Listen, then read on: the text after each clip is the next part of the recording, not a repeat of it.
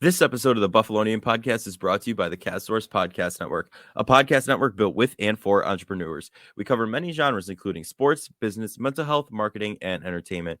We feature the podcast shows such as Sports Bring People Together, Limitless, Saviors of the Metaverse, and The Athletic Mindset. Learn more at castsource.com/podcast. And without further ado, let's get into the Buffalonian Podcast.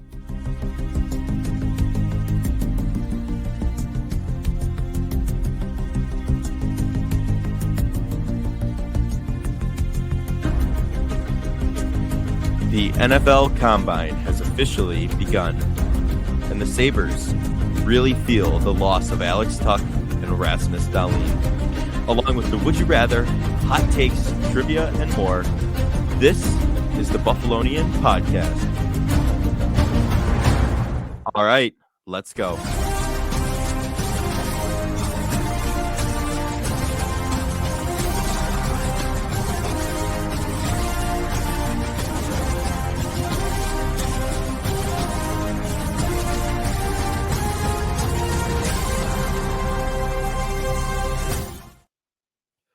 We are back with the Buffalonian Podcast.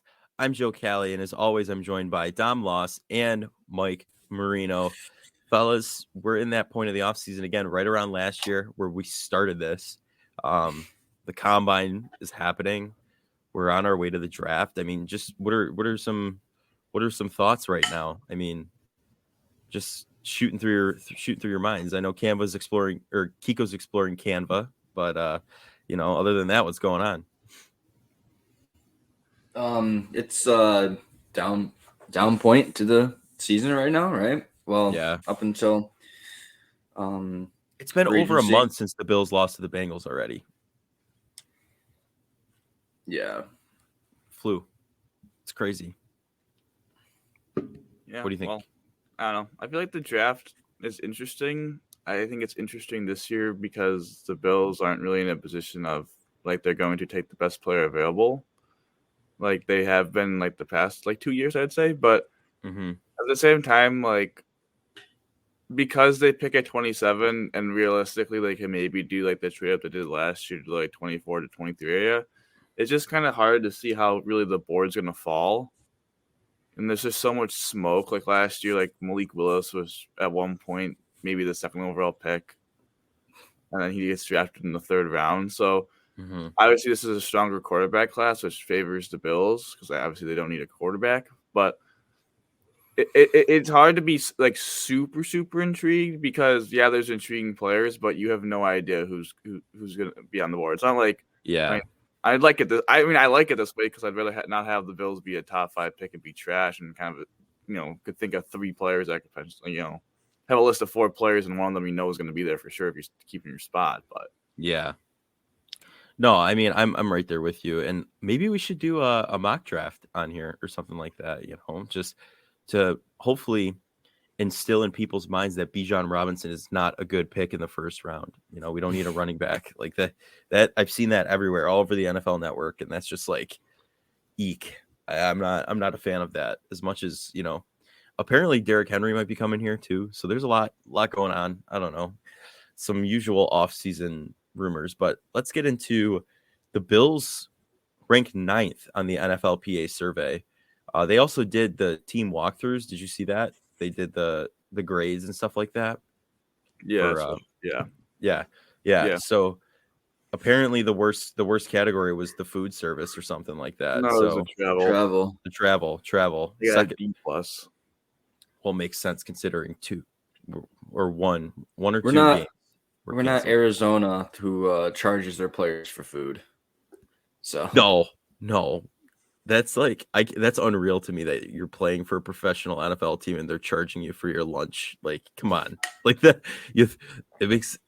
that's horrible. That's bad business at the end of the day. But you know what? Makes sense. It's pretty on par with the Arizona Cardinals organization, I feel like, over the past couple of years. So I don't know though. But what do you got, Kiko? What are you thinking on this ranking amongst the other teams that were ranked? I think it's pretty solid. I think it's important for the Bills. I've said Kiko twice. I've straight up said multiple right. times. Dom is Kiko again, for anyone out there. High school nickname. Early morning. No, I think it's important for the Bills to rank highly, and it's obviously it's good to see, but I think it's also important to see because obviously the Bills small market team, not people sometimes complain that there's not a lot to do in Buffalo, so for you to be successful, you had to have you had to be strong in these the categories of your strength and conditioning, your training facilities, all that. Which I believe they had A+ in those categories, a couple B+, and then obviously the two. I mean, the food was a C. That's kind of just an average grade, and then D+ for travel. I mean, I don't know. This is kind of a weird one because the Bills got snowed in and all that, and I bet the players must not have been too happy with like they get stuck in traffic at games and stuff, and probably getting out as Yeah. well. But they're accommodating to their families, and I think players respect that. So, I mean, listen, they're 9th in the NFL out of 32, and I think you'd rather be that than, as Mike said, Arizona, who's 31 out of 32, because that's a brutal, absolutely brutal ranking. I think the bottom three Yeah. were the Commanders, Cardinals, and Chargers. I can't Commanders remember. make sense. I'm blanking on who was one. I know Miami's The top Vikings. Vikings. Was the Raiders 3? I think the Raiders. Yeah, it was Vikings. What, Finns Dolphins, and Raiders. Raiders? Yeah.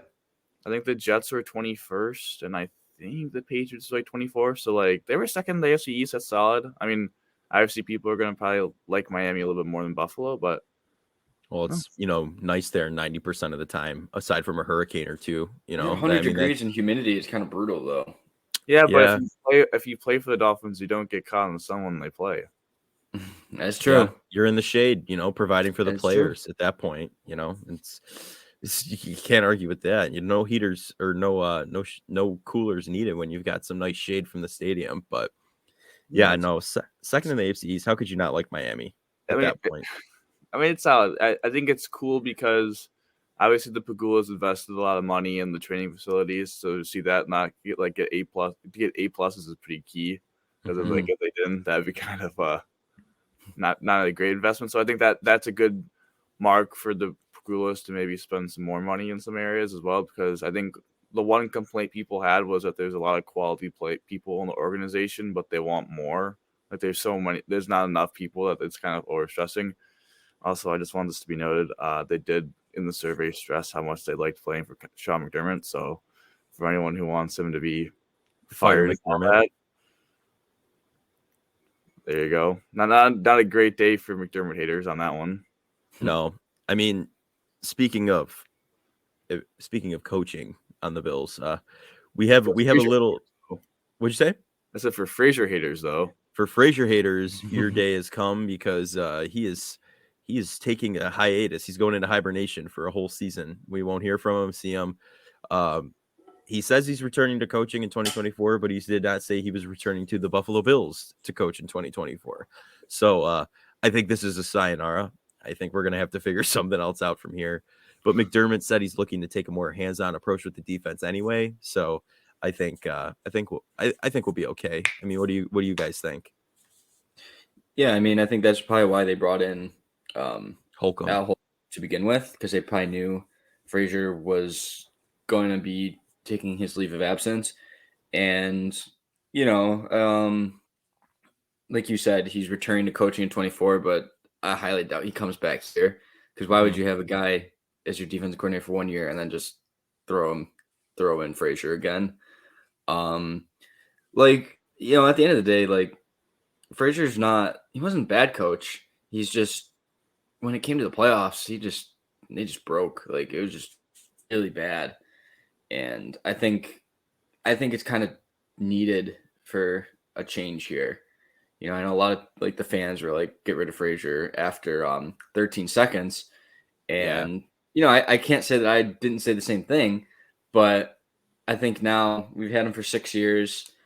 I think it's time to change things up a bit. And like I said before, that's probably why they brought in Holcomb. Like they talk about all these different guys, like Jim Leonard from Wisconsin, I think the Michigan defensive coordinator. And it's like, no, they're not going to bring in an outsider. They're going to bring in Holcomb, who's been with the Panthers, kind of that. I guess we still have that Panthers-Bills connection, even though it's been 6 years now. But yeah. But yeah, no. Well, he and McDermott have a good relationship too. Yeah, so. and Holcomb's a respected coach too. Like players like him and can buy into what he's selling, so that's good. And that Carolina defense is playing very well at the end of the year, last year. But I do think it's interesting. I don't think he'll be the title. It's gonna be interesting who gets the title of defensive coordinator because I think, Holcomb got like defensive He was the senior defensive assistant or something like that. But they posted that on the day that Frazier was officially took his leave. So I don't think he's going to be like the listed DC. I don't know who it's going to be. What I expect is I would agree that there's probably going to be someone on the inside, but I wouldn't mind an outside name, maybe a different perspective. But I look at it from this way: Leslie Frazier has been with Sean McDermott all 6 years, and I think now we saw. McDermott, I don't think has a great, not a great handle, but he doesn't really focus that. He focused a little bit on the offense. I mean, he fired Rick Dennison after 1 year and kind of made it his own offense. So, he hired this veteran staff in the beginning, and then he made the offense the way he wanted it to be aggressive and all that. I don't know why anyone thinks he just wants to run the ball. I think that's a little silly. But you see Josh Allen throw, don't you? I mean, it's kind of right. Yeah, I don't know why anyone. I don't know why anyone thinks that because he literally hired Ken Dorsey and then they still threw the ball at an extremely high rate. So I don't. That doesn't make a lot of sense to me. But this is now. You had to think that. He probably had say in the defense, but it was mostly, I would say, Leslie. I'm not taking away credit from McDermott because he's obviously great, but this is mostly probably Leslie Frazier's defense, and I think they needed a change. Nothing bad about Frazier. I mean, as Mike said, they were like a top defense a couple years. They were very good most of his tenure. But playoff defense falters. Now, I'm not saying the defense is not 100% fault for every playoff loss. Like the offense last year, I mean, against the Bengals scored 10 points. Obviously, but they couldn't get a stop in multiple playoff games. They blew a 16-point lead, which also really was a bizarre second half defense. So against Houston. So again, I think it's exciting because we're now transitioning from Leslie Frazier's defense to now full on Sean McDermott's, and I'm intrigued to see who will be the name brand DC. But you gotta think maybe does McDermott call plays? I don't know. It's weird. I mean, someone could correct me. I don't know any head coach that calls the defensive plays in the NFL. No, he would be one of the first. I feel like it'd be a reverse Andy Reid. I mean, I would kind of like to see that. Andy Reid calls a lot of the offensive plays, especially now. He's much more aggressive than Frazier. His whole defense coordinator for Carolina. The only coach I can think of that might call defensive plays is Belichick. But then we got Licky Lips' son over there. You know what I mean? Stevie. That's the only coach I can think of. A lot of the coaches now are offensive minded. Do they? They didn't even have an OC. They had no one. They had Matt Patricia calling offensive plays. I guess when Patricia is there, I think he called it defense. Yeah, I think you're right. I think Belichick might call it defensive plays. Yeah, Belichick probably has a handle in it. Him and his son Stevie Boy. And then I honestly would like to see McDermott do it here though, because if I remember correctly, within the first couple of years, like the first Josh Allen year, this might have been Frazier. It was not cooking, right? Like they were not stopping anything. McDermott took over the play calling for one game, and then they were blitzing, like they were really going, they were hammering it down, and then that was that. Frazier from that point. That was the second half of the Chargers game. Yes. Got boat raced by the Vikings, the Ravens.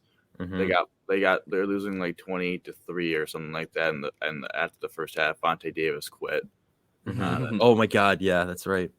So yeah, I mean, listen, McDermott has the tendency of being a lot more aggressive, so hopefully that kind of comes more into the defense, and hopefully they add a couple new wrinkles. I mean, it's going to be a younger defense, so hopefully they could develop as well.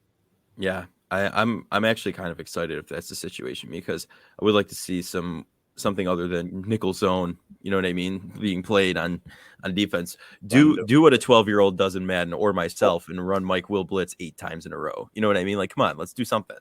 Well, I think it does put a lot of pressure now on McDermott because, again, this is totally his defense now. So if his defense fails in the playoffs, there was a quote though from a couple days ago, like when this all came out, that McDermott wants to bring a nastier edge to the defense this upcoming season. So I think he's going to be the person to do that, no question.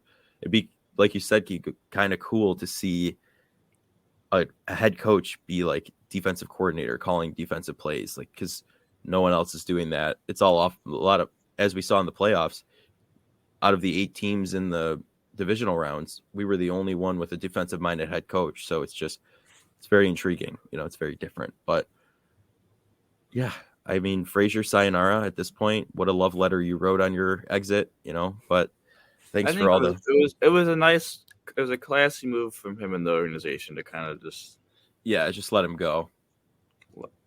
They didn't fire him. I think he's a free agent actually. I think his he will be. His contract's going to be up. Yeah, they weren't. It was a very respectful exit. Mm-hmm.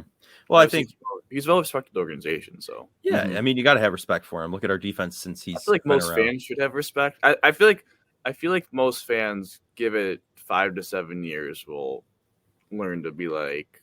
I'm not saying the defense is going to fall off the wheels and we're going to be like, oh my god, we want Frazier back, but it's also going to be like, he wasn't that bad. I mean, it could have been worse. We could have had Rex Ryan and when he was the head coach. People already are saying that. By the way, bring in for defensive coordinator. Bring in Rex Ryan. He's still out there. Denver didn't take him. Almost Denver's defensive coordinator, but they brought back their old head coach. So yeah, that was bizarre. That's awkward. That's a Sean Payton move right there. All right, are we really questioning anything at this point? I mean, this guy, he's trying to do what he can with that system. But let's just, we mentioned the combine a little bit ago. Are there any standouts for you guys here? I mean, the big men seem to be really, really cooking. You know what I mean? On I'm completely blanking, but it's here. It's here. What do you think, Kiko? I mean, I did it again. This whole pod, you're going to be Kiko. Sorry. I mean, I think his tag is Kiko. Oh, it is his tag. Your Instagram @ so technically it's up there. You're up there. No, I think it's interesting. The DT from Pitt, who I'm not going to pronounce the name because I'm going to butcher it, ran like very identical measurements and ran very identical 40s and 10-yard splits to Ed Oliver, which I think is funny. Mm-hmm. Have an undersized DT, kind of actually a little bit like Aaron Donald. On that, not saying he's Aaron Donald, but a similar prototype. Yeah, it was it's pretty interesting. Anthony Richardson may be a high flyer, so that's we didn't know if he might be and now I think he's going to be ahead of the Bills, which is nice. That's another spot where the Bills are going to have another draft pick ahead of them, where there's going to be another guy that they could actually use. Yeah. Bryce Young, I don't know if his measurements in yet. That'd be interesting to look at. Will Anderson was kind of the stud D lineman for Bama, was kind of like he didn't have the greatest day, but he was kind of mediocre. Yeah. And then obviously Jalen Carter got in some legal trouble. So yeah, I saw that. Yes. There's no consensus on who's going to be number one. A lot of the guys I feel like everyone says though, for like the quarterback meetings, that everyone just kicked butt. Like maybe there's some like go like he was bad, but like Bryce Young, Richardson, everyone's been like they've won the draft in the meetings, which I guess you do, but yeah, I mean it's gonna be interesting. It's gonna be interesting, across the weekend once the wide receivers get in. Obviously, Jackson Smith-Jigba, maybe a target at 27, is not running the 40. Probably because he doesn't want to be, if he runs in the 4.6s, that really hurts his chances of getting drafted in the first round. Yeah. Because then people are going to view him as a true slot instead of, could play the X. Yeah. No, I mean, I'm just looking at some of the stats. It's interesting. I would tune in for a couple of seconds if I was a casual fan, because running the 40s, watching people, especially big guys, run the 40-yard dash is very entertaining. Talking about running the 40, brief sidebar, because we were going to do a combine in the summer. That did not work out because one of us suffered a lower leg injury. Sorry, Achilles almost was lower body injury. We're good now. That's an NHL term. All right, we're running an NFL combine. So, yeah, no, we're all good now. So maybe the Buffalo combine will happen. I would just be interesting, and the listeners can think of, how fast they would run the 40. If you had to run the 40, how fast do you think you could possibly run it? I don't think any of us are picking 5. I think you would. Who are you kidding? Dude, you're literally a spring. That's fucking fast. It is. Ah, I And think just think like that running a 5 is like most 300-pound linemen run under that. yeah. I mean, if I had to put myself anywhere, I get myself 15. I don't know. 15. You're okay. You can No. run so I've fast. I've done it in like 9 somewhere around there in high school. Definitely not where I was in high school swimming every day, but 9? like How 10. fast? No, dude. How fast 9? was No, 40-yard dash? what was Hughes? Was that 50-yard dash? There's a 50-yard sprint. That might be what I'm thinking about I ran because that. we did I 50-yard ran that in- dash. We were in like 4th, 5th grade. I ran that in 8.4. That's not comparable. I think we're a little faster I'm saying, now. if I ran that in 8.4 and I stretched and trained just a tad, my time would be a 6.72. So I would say I could get 6. I'm gonna say 6. All right, we actually have to do this now because I don't know where to gauge like where I could be. I feel like 6 would be the proper number, and now it matters if I start correctly. If I start bad, I'm 5 is 10 gonna years be is hard still to fine. break. I'm telling you right now, 5 is gonna be hard to break. I would think say out of all three of us, you well, definitely not me. Thanks for that analysis. That's That was not hard. that's not what I'm saying. I was just saying I definitely couldn't. Kiko might be able to. All right, I can't break 5. I could break. He's 6. got long legs. All right, he's a tall dude. He's got 10 yard long legs. split, though. My 10-yard split would probably be like 2 seconds, and then I would pop off. And you're the runner, so I mean, like you would have the best chance down there. He's a runner. He's a track star. Yeah. Come on, you don't think you could? That's Do it for the people. Do it for the difficult than Buffalonian you Combine. think. See, but then we gotta make sure if we record it, we have to have 2 cameras going. We gotta go real time, and we gotta do slow mo to see the facial. And Well, okay, if we do it, you have to start the timer when the runner starts. Not runner doesn't start on the timer. The timer starts on the runner. unofficial. It's an unofficial. Yeah, because I think we then could work with that. it could be skewed. Well, stay tuned for this summer, the Buffalonian Combine or spring coming at you. Maybe if pending another LBI, but I don't know. I mean, that if you do have any, if you can run the 40 in under 5 seconds, if you're listening out there, feel free to just reach out and like say something on the social medias, anything, Twitter, whatever. If you could do that, I mean, props to you. I mean, you should be going to the NFL Combine just for fun and trying it out. Started when you said you could outpunt Matt Hawk. It all started, and then we got a punter who could punt 80 yards. Then he got in trouble, and then he's gone. And now we have Sam Martin, who's a very good punter. Hey man, I liked Sam Martin. Sam Martin was a good punter. His first punt, didn't the dude muff it? He muffed it. We were at the game. Yeah, the first time he came out and punted. At that point, what? I think if they muff it, I don't think it counts as a punt. Does it? Is it like a punt attempt or something? I don't know. I might have to look into that. Got to dive into the NFL rules after this. Dive in the rule book, but going back really quickly on the combine. So obviously McBean had press conferences.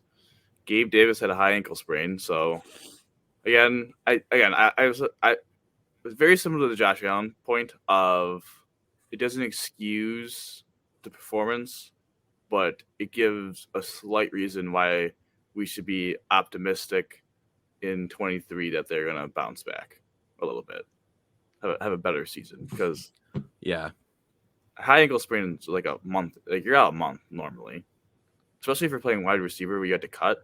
Unless you're Patrick Mahomes.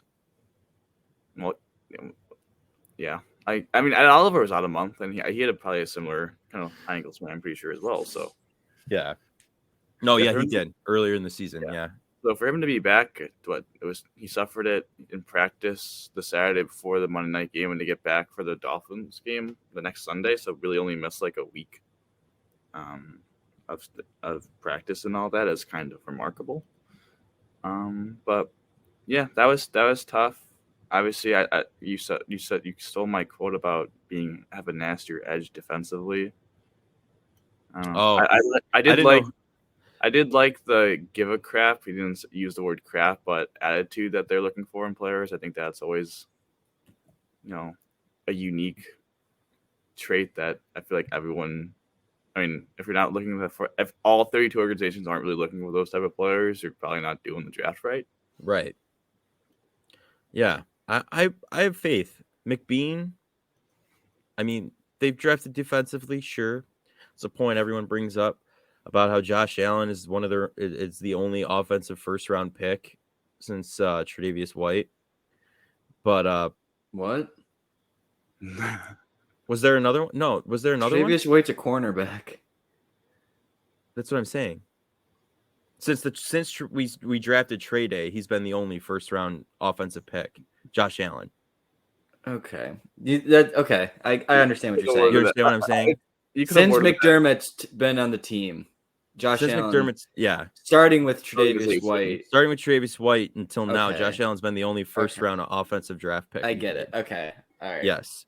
I was lost for a second. No, it's 9:02 a.m. I'm sorry, I could have worded that better. I'm still coming alive here, but that's a stat a lot of people throw at slants at McBean for, and now after 2 years where even though the Bengals game, the offense did absolutely nothing. It's just people don't think we're building it up enough. And I understand that, but have faith, trust the process, as they always said and have said. I think we'll get there. I think now we know what the needs are. They know what the needs are. And like you said, Dom, they're not going for BPA necessarily. They're going for need right away. So I think we're gonna see a different team come out. Hopefully the injury bug's also just not there. But I remember 2 seasons ago, the one before this one, we barely had any injuries that really affected the team. And this past season, the entire team was out in the second week. So it was just, you know what I mean? Like it was crazy. It was so different. But I mean, I trust McBean at the end of the day. So yeah, talking about BPA, I think they kind of went need / BPA last year because corner was a need, and they took the best player available kind of on their board, I think. So that was kind of a unique situation. But what positions would you be okay with the Bills taking at 27? You should start from the top and go all the way down. Punter. Yes. No, absolutely not. Shane Leckler, first round pick. So it's saying no to anything special teams related, even though they do love their special teamers. Quarterback. Seabass was a first round pick. He was. You're right. You're right. Tyler Bass, but he's special teams Wasn't he technically. top 10 pick? You're so funny. I'm going to look that up. When was Sebastian Janikowski drafted? He drafted high. He was drafted 17th. Yeah, by the Raiders. So while he's looking that up, quarterback, I think we could just yes or no. Quarterback, no. They do. I wouldn't be surprised if they drafted the quarterback maybe late to potentially be like a long-term backup. Yeah. But that's no. They tried that with Jake Fromm a couple of years back. So what pick was Jankowski? He was 17. 17th overall pick on a kicker. Good job, Raider. I mean, granted, he played 18 years for the team, so yeah. Probably still didn't get the value necessary, but that's all right. Running back. No. Are you want? Yeah, I'm a no. Okay? I'm a no. I'm a James Cook believer. The only person that would make save face would be Bijan, but even at that point, I'm probably trade. I'm gonna say a name that you can get in the mid rounds, and maybe someone rolls their eyes at me. Devon Achane. I'm just not even gonna talk about that. They should. He was literally Texas A&M's offense last year. They should not. Yeah, and they went 5-7. They should. Okay. Oh my God. I'm sorry that their quarterbacks were dog and their defense was mid. Well, listen, if he was the Devon offense, Achane was the team. Watch. Just watch the game. You stuck your neck out for Wettemeier last year, and how'd that turn out? Okay, you know what? He's got a point. Your track record is not looking too hot. You're not wrong. He's not wrong. Michael Jordan with all those North Carolina basketball players. Actually, I could go back and sift through and find the clip of you sticking your neck out for him. I'm not denying it. I said Whittemeier's gonna be good. It's okay. Steal. No. So yeah, running back. I guess to me it's just situational, but I'm James Cook believer. So yeah, no, I'm right there with you. I want James Cook to be good. I think he will be. Wide receiver, I think, is a big yes for everyone. I do think it's interesting that Bean made a point to say that he likes Gabe as the number 2, so maybe it's not a first round but maybe it's something they address maybe to get depth in the free agency and maybe later in the draft. Maybe. Offensive line. I think that's Yes. a big yes. I think any of the 3 offensive line positions, guard, tackle, center, more be okay if like a tackle, but that's Yeah. okay. Edge rusher, our favorite. No. Mm-mm. I want to say yes. No. No, you know what? No. At 27, I would say no. I would not be upset if they drafted an edge rusher in like the second round, just because every scout has been saying this is one of the best edge classes since 2011. So if they drafted one in the second round who might have been like a first round caliber edge in previous years, I don't think that would be a bad pick. But yeah, I would agree that drafting one on 27 would be probably a little annoying. I think that would make the fans a little tad bit upset. Yeah. Interior defensive line, I think it's a no for everyone. I think that's just kind of a mid rounds, maybe target. But if they keep added and keep, if they just run it back, no. Linebacker, I would say yes if Tremaine's gone. I would agree with that as well. Yeah. The Trenton Simpson, I believe his name is, from Clemson, had a very good interview with the Bills. Blanking on the linebacker out of Iowa. I think his name's Campbell.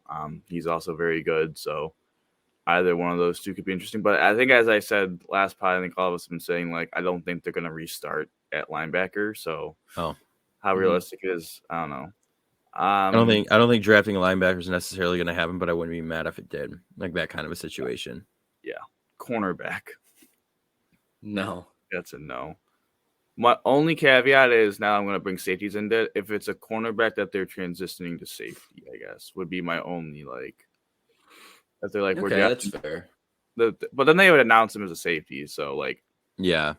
like Ringo, like if Keely Ringo was on the board and they were like, dude, you have so many traits, but you just can't play corner in the next level. Like, we're making you a safety. I wouldn't be mad at that pick, but yeah, an outright straight corner, I think would be pretty annoying.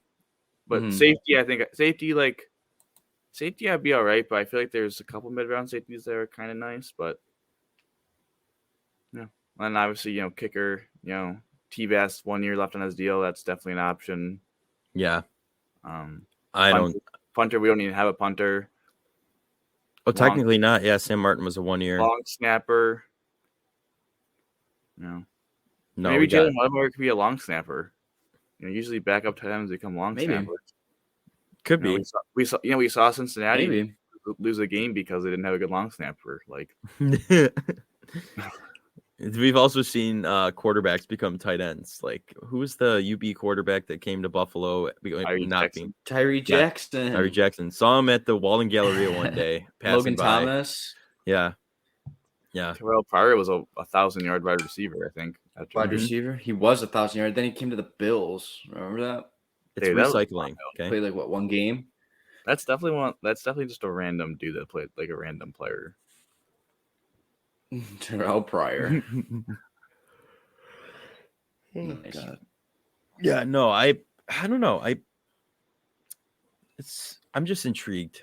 I think that's the best way to put it at this point, of where exactly they're gonna take the first couple picks. Really depends on what they do in free agency, honestly. Well, first they have to clear up a bunch of cap space because they have to be under the cap by the 15th of March. So I like that cap extravaganza. I looked at that again just in my spare time, and that actually seems like a pretty. If you're wondering what I'm speaking about, listen to our not last episode with the interview, but the episode before that, and you'll hear all about the cap extravaganza and what's going on with the Bills and how to fix the issue they have. But yeah, I've been looking at that. That's pretty good, in my opinion. Still, I think that'd be a good move. Mm-hmm. But I don't know. It's just, I want this team to do well. I think anyone who's a Bills fan does, right? I want them to be smart in their draft picks.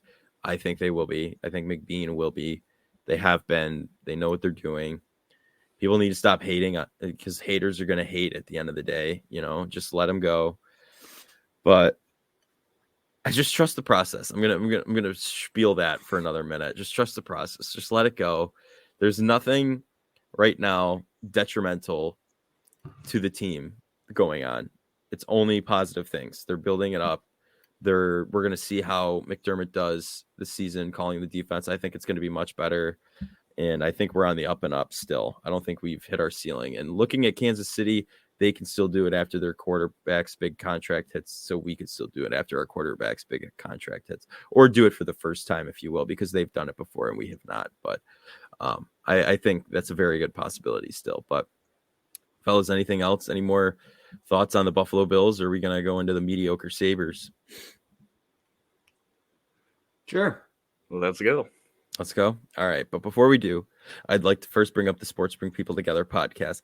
Listen for entrepreneurial conversations with those in sports, and who knows where the chats will take you, but sports got us all here together in the first place. Find the show wherever you listen to your favorite podcasts, or simply visit sportseplus.com.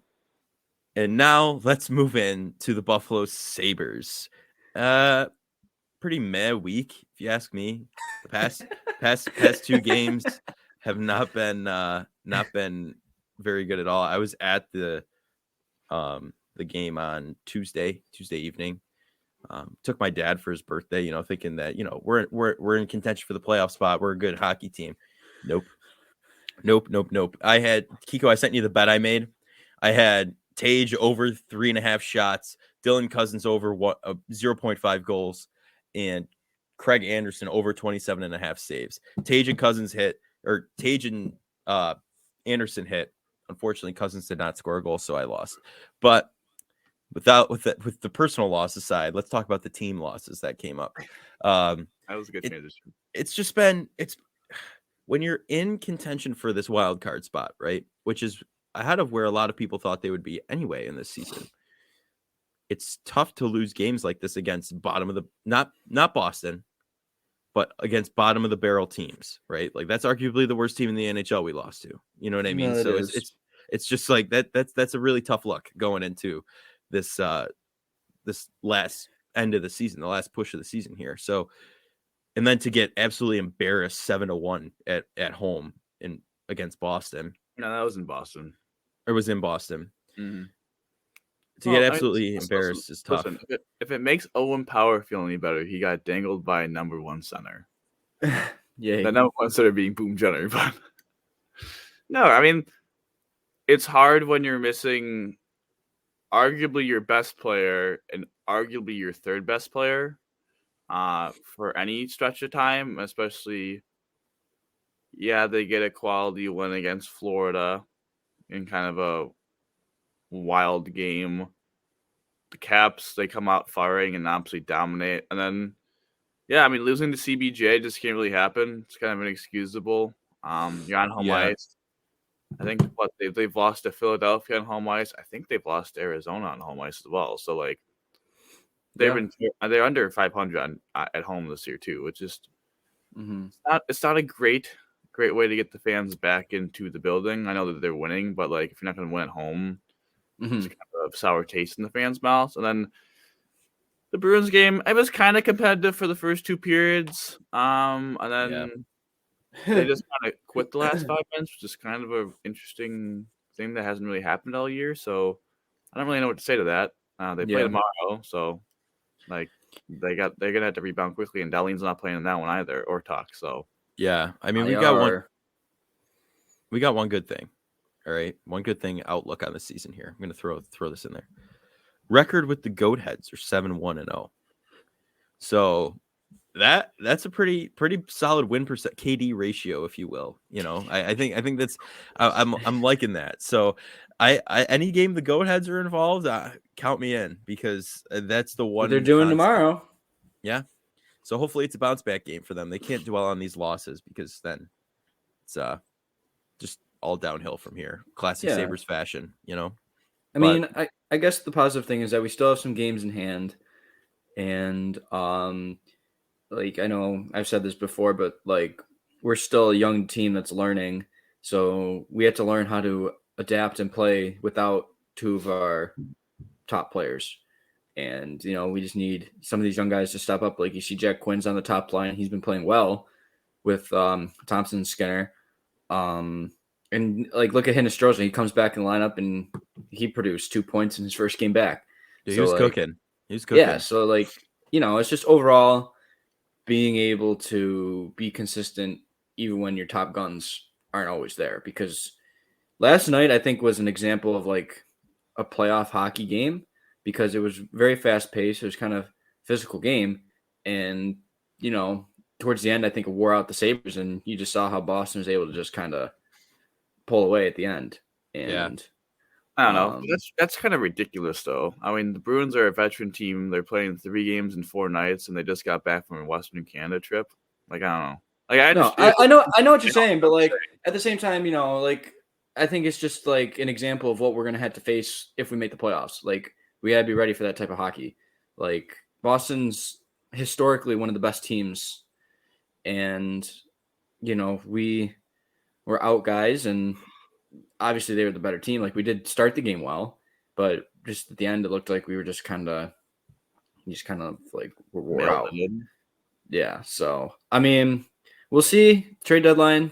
We'll see if we make any moves. We had those big moves of Anders Bjork and Eric Portillo and bringing Riley Stillman, who I do not like wearing number 61. Don't like that at all. That's an ugly number. Yeah. I'm sorry. There's only one player that looked good in 61. Is Afanaganov? Yes. Okay. I saw quite a few of those jerseys I thought he was 60, floating around. 67. I have No, Maxim Afanaganov, 61. Absolutely electric. Yeah. No, I mean, I think it just shows a couple. Well, Boston showed a couple things. One, Hinostroza after playing he played so well against Washington. I was so shocked. Back to normal Vinny the last 2 games. He's been so bad. Stillman, we'll talk about that in a second. That doesn't make a lot of sense to me. Listen, when you lose your best player on defense, and then you have Owen Power playing 20 minutes a night, and Joki Haru now in a bigger role, you're starting to see Joki Haru just is not a top 4 defenseman. Like he's a bottom pair. He's been terrible the last couple of days, especially when you need him to step up and play tougher assignment. He just can't do it. So I think that's frustrating. But really, once you lose your top, I mean, I feel like it's a little bit of everyone. Once you lose your top heavy guys, it gets exposed. But like the Sabres just don't have the depth of these other teams to withstand that really. And I think what the Bruins game showed is that the Sabres should be hunting to go to the playoffs because of the playoff experience and not because they are going to have playoff success. Right. Because I will tell you right now, if they play Boston or Carolina, even with Dowling and Tuck, they at best are going to push that series to 6. Most likely they will lose in 5 or get swept. Now, if they somehow get the top wild card and play New Jersey, maybe that could be a 6 or 7 game series because that's a better matchup for them. But if they play Carolina or Boston, they are going to get absolutely boat raced, which is fine. I mean, that's kind of what should happen. But yeah, I think with the playoff series, potential, like question becomes like who's the best goalie on the team. Like it's definitely a situation now where it's quantity over quality. Like they have 3 goalies, but like not quality goalies. Like Anderson corrected some of the saves, but like he made a 49 save performance against Florida, but then comes back and plays terrible against CBJ. UPL played, I think, pretty well against Boston for the most part, and then the ending is kind of brutal, but he's also been really consistent before that. And Comrie's just not getting starts, so like I don't know what to tell you on that one. So yeah, I mean, when you only play once a month, how are you expected to produce at that point? I mean, but at the same time, this is just kind of, I guess, the biggest issue, just in general, is we have that high-powered offense, and I think we've talked about this many times. But we have that high-powered offense, right? High-flying, explosive things happen that are crazy. The puck's flying everywhere, and then it finds its way to the net, right? When you don't have the defense or the goaltending to stop the inevitable turnovers that are going to happen when you play offense like that, where the puck's just kind of frantically moving around, that's why we're struggling at this point. If we had solid depth to the defense or maybe a more consistent goaltender, I think we'd be in a better spot overall. I will push back ever so slightly on the fact of I also think a real big problem with the defense is the forwards. Yeah. the forwards have really been bad this year defensively. Like Tage is a Bambi in his own own end. He's terrible. Same thing with Jeff. Jeff doesn't try. Jeff's like the biggest cherry picker out there. Quinn's actually one of the best defensive forwards in the team. Krebs has been pretty good. Oposo, Gergensons. Cousins is having a really bad year defensively. He's made some like beyond boneheaded plays. And then you have a couple other, like Middlestat's not a good defensive player. We all know Olsen's reputation at this point. So, like, I think that's also, to me, as big a problem, if not more, than the depth defense at this point. Of like, they need to find a way to, like, not give up their offense, but they gotta start taking a little bit away from. They gotta take a little away to be a lot better defensively. Than they need to start doing that because they swung the pendulum a little bit too much. Yeah. Well, I know a lot of the forwards we have are kind of the same, as in like they're more like playmaking, offensive-minded guys. We don't really have a lot of guys just are committed to back checking. So I guess like maybe something you got to do if you want to be a legit playoff team is you got to try and find those guys that can focus on defense as being forwards and like be able to actually play defense well compared to just focusing on doing stuff in the offensive zone. Like, I don't know. I look at like today's the trade deadline. To me, I just feel like we're not going to do anything. Like, didn't the Sabres trade something for future considerations or something like that recently?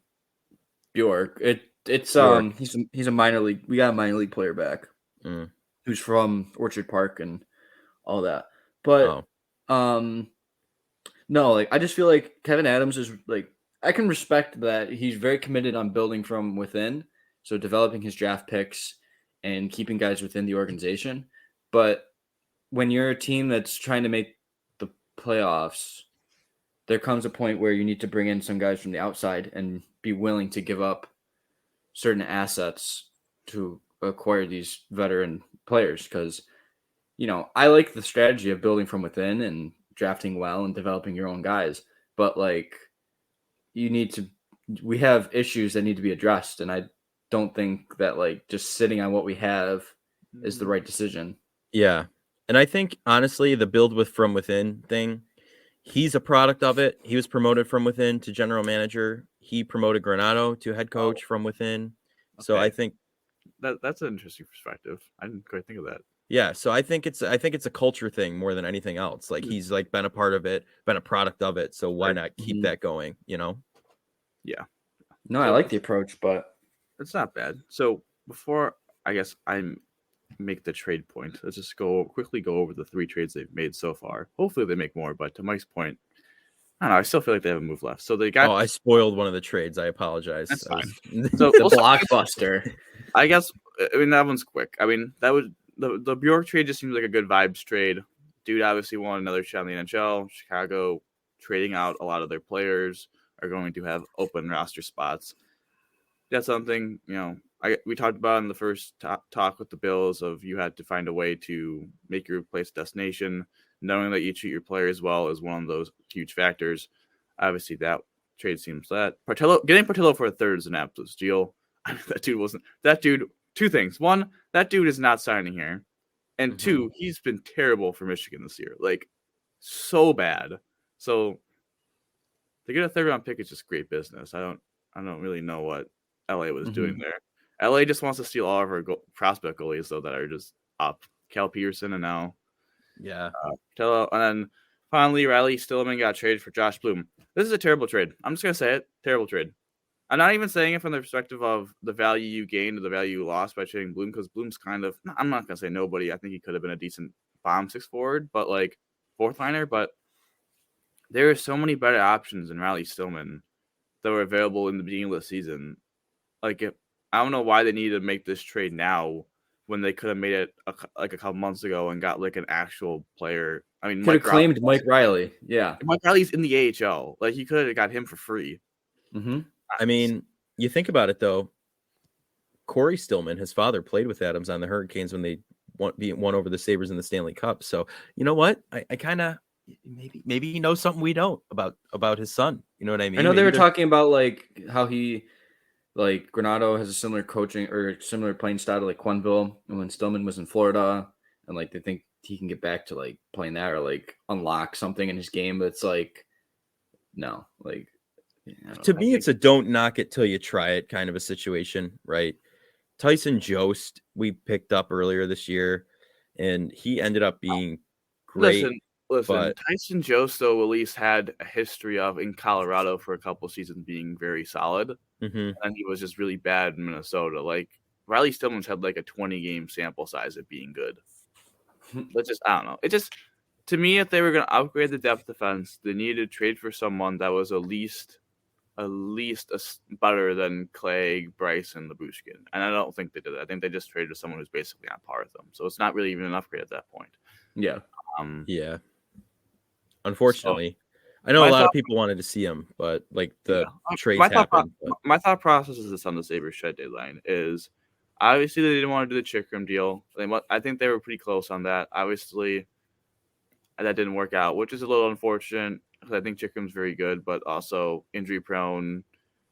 His contract's a little weird. He's only has 2 years left at this great deal, and then all of a sudden they had to, they probably weren't very interested in doing that. Maybe to me, the Sabres are in position where they're going to make a big move in 4 months. Well, they should make a big move in 4 months. I don't know. I hesitate to say the word could because they probably won't if I say that. But and it's obviously clear that they want to add someone that's in like their age core range, 24, 26 or whatever. So like Fabra right now for the defenseman, right shot defenseman for Nashville. Nashville is selling everyone.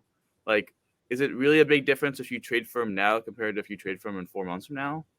Like, that's my thing. Like, yes, I think there could be other options available in the summer, like maybe Elias Pettersson. Maybe Vancouver is just like, we're out. Like, we're going to go full tank next season. But there could be, I think they may be probably waiting for other options to really do the big fish move. But, like, to me, like, especially because Fabro probably won't cost, like, a super as much as Chikrin because he kind of set the market. Like, I don't know. What are your guys' thoughts? No, I like that. I mean, yeah, remember a few years ago when we acquired Wayne Simmons and Dominic Cahoon at the deadline, and we were a bad team that was buying. So, Kevin Adams, like, I don't know. I just feel like he's not going to do anything at the deadline. But like, I agree with you that like I would target a Fabro, like get him in, make this playoff push. Like, I don't think it'll cost you that much. Plus, how many second round picks do we have? Like 4 of them. Yeah, well, and we have now we have extra third round picks. Like I don't know what it would take to get Fabro, but like I feel like we have draft capital to do it. So I don't know. Like I think he'd be an improvement definitely over like Riley Stillman, over like he'd easily be the 4th best. He'd easily be in the running with Samuelson for the 3rd best defenseman on the team. Yeah. Plus, I think I don't know, was he signed for another year or 2, and then he'd be an RFA. So like that, you still have his rights and everything. Like that's a one to think about, definitely. But like, do I think we're gonna do it? Probably not. Probably not now. I don't know. To me, I would be surprised if this. I guess I think the Sabres probably make one more move, but it's probably a minor move, and they wait to make like their big move in the offseason, which is kind of unfortunate because it's still boring. But that's all right. I digress. So when they're, or sorry, can I say something real fast? I'm a musician, so if you here's my question. You said do some moves in the offseason here, right? Mm-hmm. So we saw Patrick Kane go to the Islanders or Rangers. Which New York team did he go to? Rangers. He went to the Rangers. Stephen A. and Molly Querum for saying they don't count. Yeah. Okay, let's root for the Giants and Jets, the New Jersey Jets and Giants. Exactly. But Rangers are literally like Emmett. Okay, whatever. Just they're silly. Isn't he going to be a UFA this offseason? It's rental. So what stops him from coming back here next year like a lot of people wanted? You know what I mean? Like, well, nothing but the Sabres should be. I mean, he'll bring up the average age of the team by a couple of years, but I mean, listen, if they did that, it would seriously cloud my doubt they want to win. Because yes, he's putting up points, but he's like, as we talked about earlier, about the holes defensively in the forwards, like he is one of, if not the worst defensive forward in hockey. So like, Yeah. that would not be the reason why they would do that is strictly if it was a cheap deal possibly, but the reason why they would do that is to make money off his jersey sales. Oh, okay. Yeah, put him in a Sabres That's what I jersey. think. I mean, you really wouldn't be helping your on ice product. You'd help your off ice product significantly. So Yeah. I guess we'd see what. Hey man, sometimes you have to do that. Yeah. Yeah, enhance the. How do you get people in the seats? Yep. Terry's got to make his money. Come on. I mean, you're not wrong. Why did the Bills sign T.O. years ago? Okay, the Bills are also literally. Why did we hire Rex Ryan? Okay. For the name. The Bills did not have good management at that time. I would think the Sabres have good management where they are not going to do that kind of move. But you know what? They are the Sabres, so I shouldn't really expect anything more than that. But no. So before we go into our predictions, I have one more thing to discuss. Why does the special teams year in, year out are terrible? Even the power play, like, I think it's overrated because Tage is just clap bombing and like so down from that side. But the power play is so uncreative. It's like Ken Dorsey's offense. Like there's just no creativity, no sneaky passes to the bumper to go back to the slot. Like even Olsen's like been terrible on the power play as well. The penalty kill, I have no idea why they are forechecking on the penalty kill. They're literally inviting teams to just enter the zone freely if they get through your penalty killer. That's forechecking. That's dumb. And I don't understand last night how you're in a big spot in the game. It's a 4-on-3 power play. You have a very good first shift, and then Granato puts out Riley Stillman, who is literally brand spanking new on the team, and Tage. Like, why would I'm so sick of watching Tage Thompson on the penalty kill. Like, I'm sorry, I like Tage Thompson. Dude is terrible defensively, which is fine because he outproduces his deficiencies there. Right. But why would you put him on? Like, I know, like the term power kill, like you want to have some offensive ability to go back, but I don't know, man. I think like having skin, like Talk Cousins, kind of those kind of guys that while they struggle, like sometimes on 5-5 could be a little interesting on the penalty kill, power kill. Like Tage is. I'm just not, especially on a 4-on-3 when you only have one forward out there. Like, yeah, I would have like subs out there. Mm-hmm. Yeah, no, I understand that, and I do agree with you that he does outproduce the issue by being so offensive and just being Tage. Being a tank, absolute unit on offense. But yeah, I agree with you in the defensive perspective. It's not a good look necessarily. So I don't know. It's just puzzling. Yeah. You're right though, because with the whole Patrick Kane thing, you don't want to get another guy like that. You know what I mean? If you bring in multiple players that could actually play defense, it'd be a whole different story. That's like a cherry on top, I guess. But like, hopefully more than a cherry on top. I think we got to get the Sunday in the cup first. I'm 100% in agreement that if we sign Patrick Kane as publicity stunt. Yeah. Yeah, I think that's a position stunt. And then special teams, I always really think special teams, especially in the NHL, like is really all about coaching. Like I think now I'm not saying every team, but like the teams that have Sabres level talent offensively should not be just a one-trick pony on the power play. And really every penalty kill is basically all about system. I know like I was just like having Tage out there is not a great idea, but like having at least dudes that have some defensive awareness and then having a solid system, you'll have a good penalty kill. But they don't put out dudes that are very good defensively and they don't have a good defensive system. And that's why they have literally one, if not, I think they're very close to the worst penalty kill. And it's the reason why they're not in the playoffs. Like they're decent enough on 5-on-5 to sneak in and they get lucky enough on the power play because of, that Tage shot. But the penalty kill is absolutely killing them. I feel like every time they're on a power play, like a penalty kill, like you think the other opponent's going to score. Like that should not be the case. I said that the other night when I was at the Columbus game. It was just like they're on penalty kill. It's over. Also, I just want to say, why in the Columbus game do they wait so long to pull the goalie? Anderson should have been out of the net as soon as the power play was over. but they kept him in net. But yet last night we pulled the goalie with 5 minutes left when we're down 3-0. Like really? Well, Like, that was Granat, that was smart. I know. Like, That's I my know. point. That's my point. Why do you do it then? Why didn't you do it against Columbus when you're down 1? Why didn't you pull him earlier? Why'd you wait so long? You should have done it right as the power play expired. I don't know. I'd tell you. That's like my point. Like one night we pull him with 5 minutes left and we're down 3. Like, but against Columbus when you're down 1, you wait so long.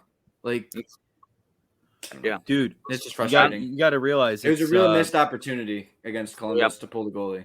I mean, Granado has done a lot of good, but there were some really, really black. I give him a lot of credit for player development. Like Tage exploded. Jeff is playing. He came back from being contract. Tuck is playing really good. Darlene's broken out. You know, we've seen young guys step up and everything, but like some of his decision making is poor. There's some strategic things that are very questionable.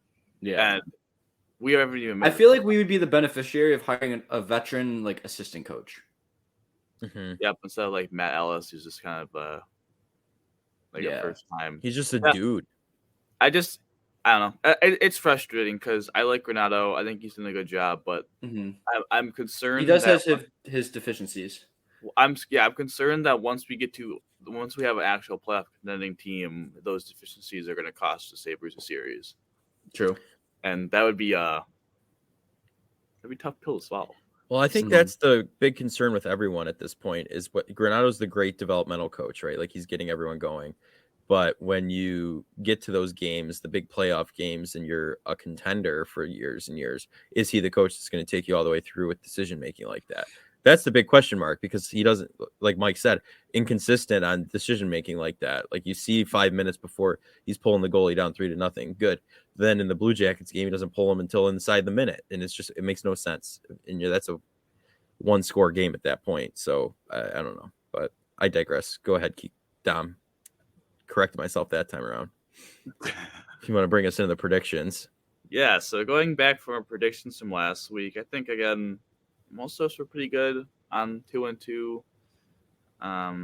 Again, a decent, just kind of okay week. Okay, I like how you described it earlier. It's an okay week.